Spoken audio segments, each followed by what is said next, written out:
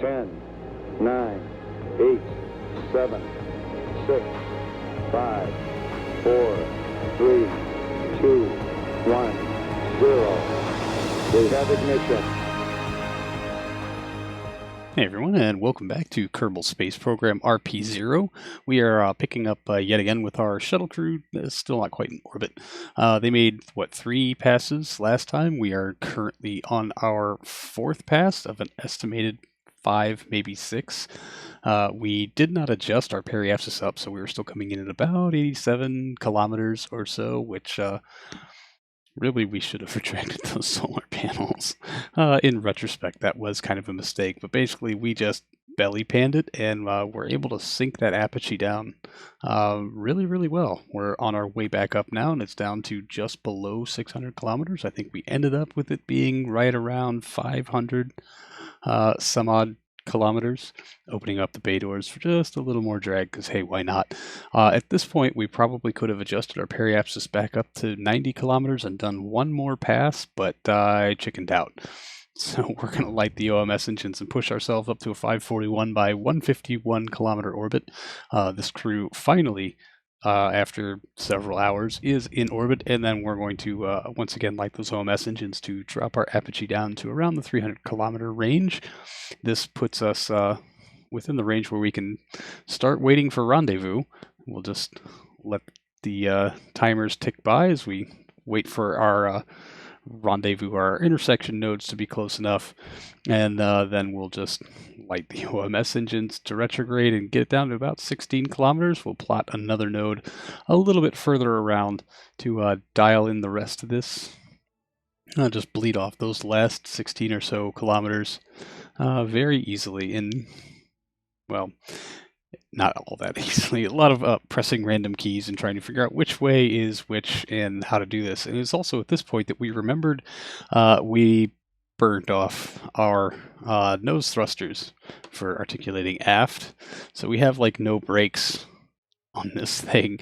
So we unlocked the fuel for our tug module and used the thrusters on board of our hydrogen tank here to, I don't know, slow or to change direction aftish, which did result in us getting a very nice encounter. There is our target, the SKS ITR, kind of a working name. Again, we're going to try to name it once we have construction complete, which at the rate we're going will be, I don't know, 3 or 4 years from now in like real people time, not Kerbal time, because we're launching one of these roughly every 25 days, give or take.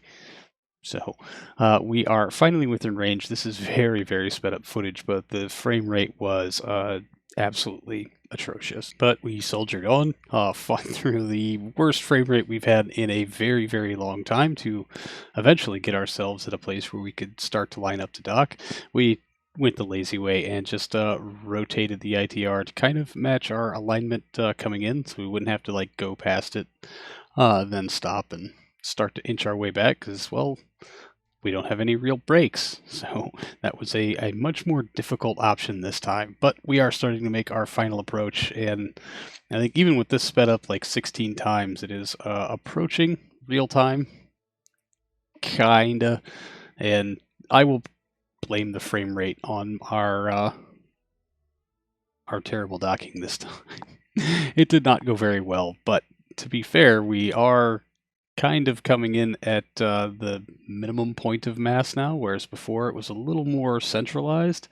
So we are less likely to kind of put this thing into a roll if we just nudged it the wrong way.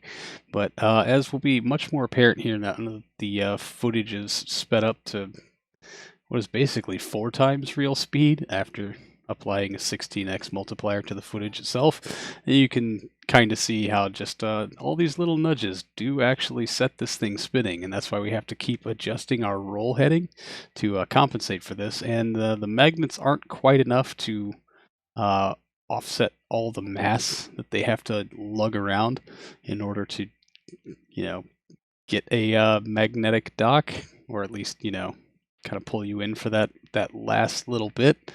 But yeah, a little bit of waving and hemming and hawing because, well, the thrusters are on the ITR active and are trying to compensate also.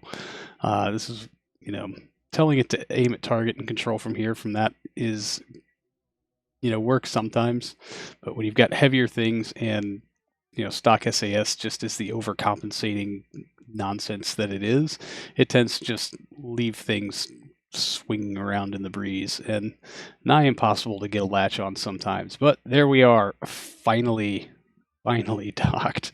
That took us like an hour, and it was, not the greatest ever. So we'll take a little time to enjoy the view before pumping some fuel back into our tug module.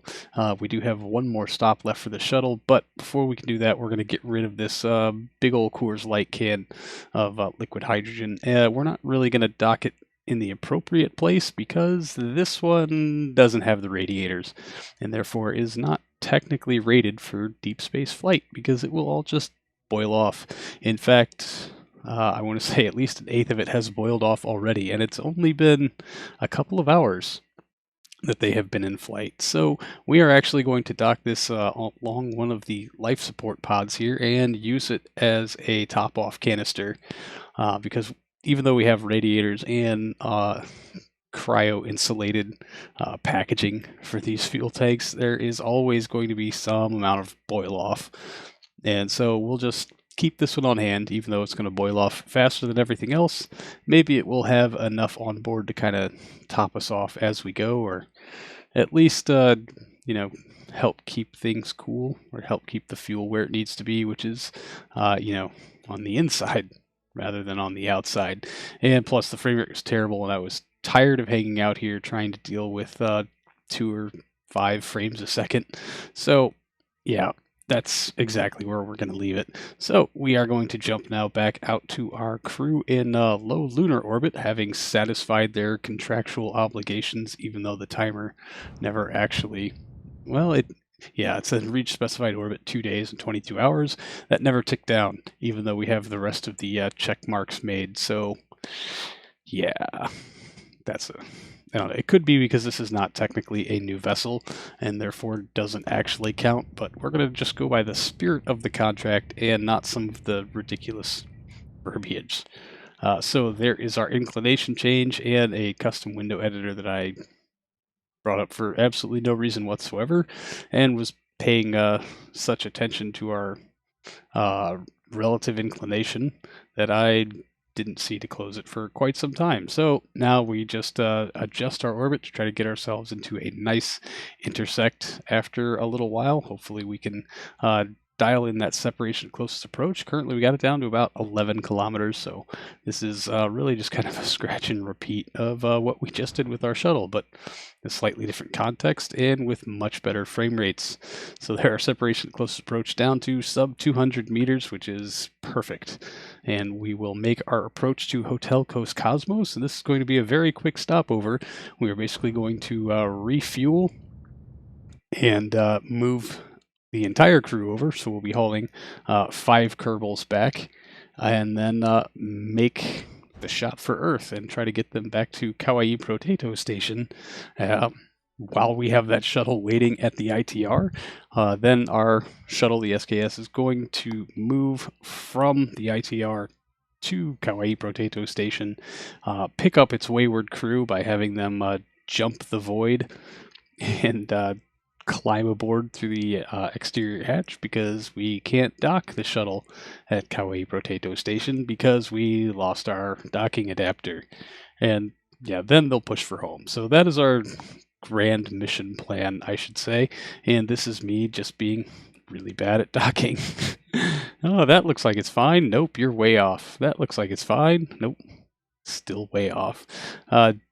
Generally, this thing is a lot easier to dock with than this. It was just a bad day, and that's where we'll leave it. So, again, we're going to top off the fuel. This is actually where I ended one live stream, and then kept all this footage around because it really wasn't enough to make a whole episode, so we're just going to include the footage from next week's live stream.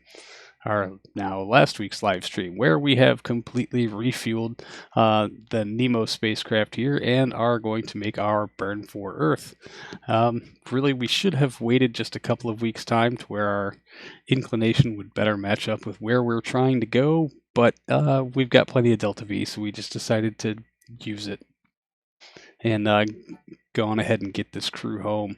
Both crews have the life support to stick around for whatever they needed to be and wherever they needed to be, but I was impatient and didn't want to wait, so we're going to do things less than efficiently by making our ejection burn at not an ideal time, but it ends up working out relatively okay for us because our relative inclination is really not all that bad. Just like, 10 or some odd degrees or so, and here the crew gets to enjoy a very nice view of free falling back to Earth, barely swinging past it on the outside before making just a 500 meter per second braking burn to lower their apogee to someplace not near the moon. We probably could have done a lot less than that to save us a bunch of Delta V on that inclination change, which is going to come out to be about another 500 or some odd meters per second. But again, pressed for not time, but my patience in my rush to want to get things done, and excess Delta V built into the spacecraft means we've got the margins. We don't have to play very tightly by the rules. So we'll plot another braking burn to hopefully line up our separation at closest approach to within a pretty good spot, enjoying a nice little screenshot on the way. And yeah, we'll watch that separation close approach loop around a few times before getting it close enough on this next pass and trying to dial it in as best we can. We're able to work it to within about 5 kilometers or so, so we'll just walk out 90 degrees. Most of it's going to be on ascending node, so we'll just try to work the rest of it through here, and that does end up getting us to within 1 kilometer, which is generally my kind of bare minimum. I prefer to be within 200 kilometers, which we do end up with eventually, before getting a very spectacular view of our very eccentric orbit here, making a nice slow pass around as we wait to make our approach. Which, yep, I flew right past. I got distracted with chat and just stopped paying attention to things. So we're going to plot just an entirely different burn and try to go through this one more time. We're basically going to lower our orbit a whole bunch so that we can try to get back some of this and then dial in yet another separation closest approach. It really only throws them off by just a few hours, but they've already been 7 days aboard this thing, and I'm willing to bet the batteries in the GameBoy are starting to die, and everyone's getting just a little grumpy about still being here. Most of this crew has been on the surface of the moon for over a year now, and is probably eager to go home and enjoy some of that sweet, delicious gravity that we've been hogging mostly to ourselves. I don't know, they want that bone density back. That's what it's all about, really. Lots of calcium in their diet probably isn't doing the job that it should be. Anyway, there is Kawaii Potato Station. We have made a good approach, finally, but KSP being KSP wouldn't let me switch vessels or target something, so I tried to F5, F9. Oh, the frame rate was terrible. It was like 2.5 frames a second, which is just not acceptable in any stripe. So we tried to make this approach again. It worked a little better this time in that we had much better frames, but unfortunately the frame rate was so bad that my first F5 did not take. So we ended up back to before we missed that first braking pass, which allowed us to not miss it a second time and do things just a little better and get them in here in, a much more timely fashion. So with the crew safely tucked aboard Kawaii Potato Station, we will jump back now to the SKS docked to the ITR, in which we are going to transfer a bunch of fuel out of the ITR just our thruster fuel, because I don't know how much it's going to take for us to make it to Kawaii Potato Station safely anyway, or in a timely manner, because, well, everyone here would really just like to go home. So we will pretty much just pull ourselves away and then wait, because they're on such similar orbits that we don't have to do much except for wait for it to be kind of close by, which happens in about a week's time. And then finally, well, yeah, that brings us to within 130 kilometers or so, which will mean our rendezvous burn will be pretty tiny, something we can probably just push through on our thrusters, less than 30 some odd meters per second or so, I will say. But then we kind of have this unique problem that we have space for 7 crew. We have 3 aboard, and we're picking up 5. Yeah, that's an interesting conundrum that I completely overlooked, because we needed 3 to make the low Earth orbit contract, so I just packed 3 in, not really realizing that since we were going to pick up more, we would have the requisite 3, and everything would turn out to be okay. But yeah, we're gonna get who we can. First out the gate is Diane Bowman, who overshoots by a little bit, but then we go to transfer her into the other container, and she just kind of vanishes, which is perturbing. She is not listed in the cockpit, not listed in the crew module. It isn't listed anywhere, but she definitely boarded the craft. She just kind of slipped into some interdimensional rift and is currently unaccounted for. However, this does free up an extra seat so that we can actually bring all 5 Kerbals off of Kawaii Potato Station and back into the SKS, and there is a seat available for everyone. Now, the second time we did this transfer with Victoria Bell, it worked out just fine. So apparently our interdimensional rift has changed, or, it was just that one little blip. But we have 7 of 8 Kerbals accounted for, but all 8 on board somehow. This would be one of the very few times where bug and KSP is maybe working out in our favor, but we will plot our deorbit burn somewhere right here over Australia, and then get things set up to try to make our approach to Cape Canaveral Air Force Station there in Florida. We're coming in a little lighter than our last 2 attempts, in that we did not bring the tug back with us this time.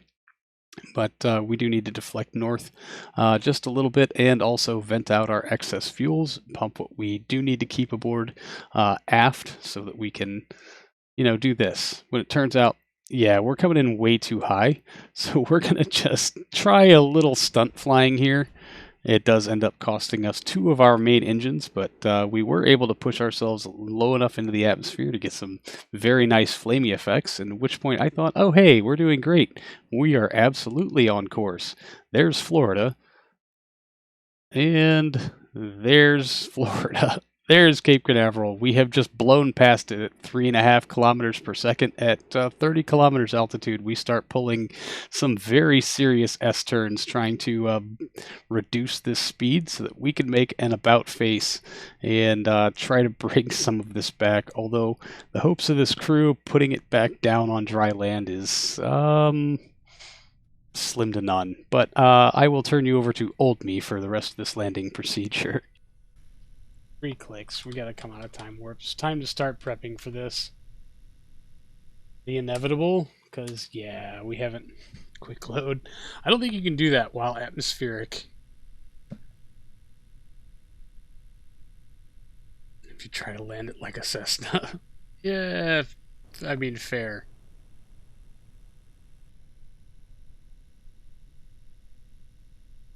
All I want to do is close this window so that I can see what the hell I'm doing. Action. Stop. Stop.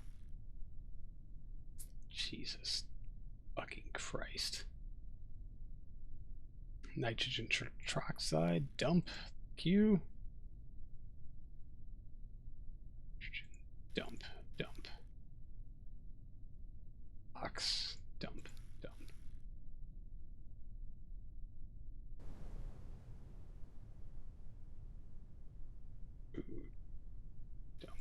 Dump.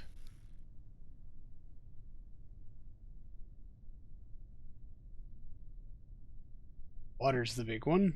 Dump.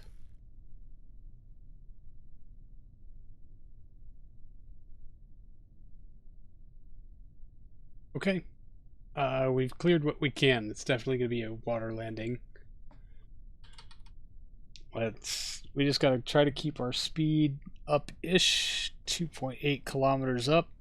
2.6 kilometers up.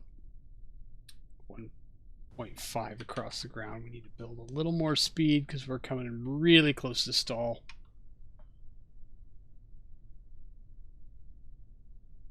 Spicy white meat. Yes, go sit in timeout. At least we're pretty close, right? Alright, we're building speed 1.3 kilometers off the deck. It's a good thing this thing is a very decent yacht.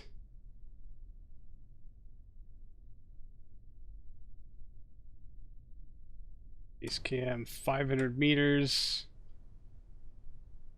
Let's level it off and try to bleed some of this. Pool party on the right wing.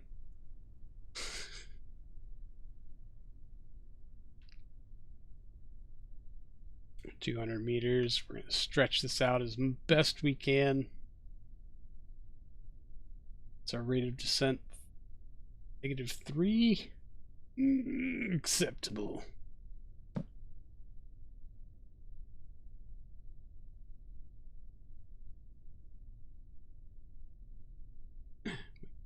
Up she rises, she rises, up she rises early in the morning. Shave his balls with our steed razor, shave his balls with our steed razor, shave his balls with our steed razor early in the morning. 25 meters per second at 44 meters. Let's get rid of as much of this as possible. It's really...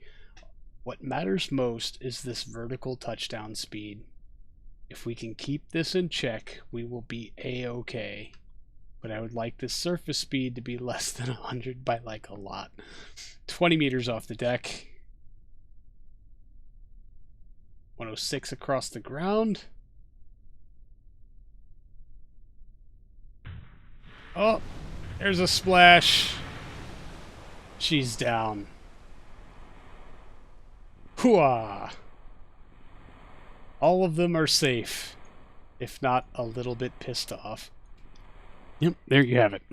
SKS is rated as a yacht, and we have paid all the appropriate marina fees. So when we get another tugboat out here to drag it the rest of the way back into shore, you know, everyone's going to be just fine. We'll hose the salt off of it, slap 2 new engines on, and you know, 26, 27 some odd days later, this one will be ready to fly again.